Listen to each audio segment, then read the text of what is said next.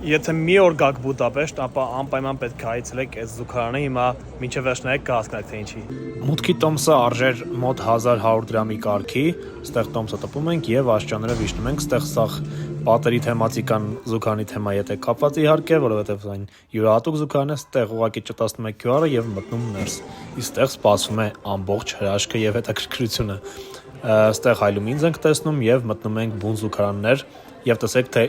քանի թեմատիկայով զուգարաններ կա ստեղ, ասենք բոլորը իրարից տարբերվող ինչ-որ գեղեցիկ թեմատիկաներով։ Ես իհարկե նշեցի օգտվեի զուգարանից, բայց համենայն դեպս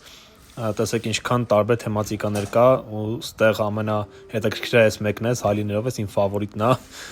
ամբողջի մեջ եւ վերջին երկու հատը խաղերի թեմատիկայով եւ այս վերջինը ընդհանրապես ինչ-որ sense հասարակի մեջ էր։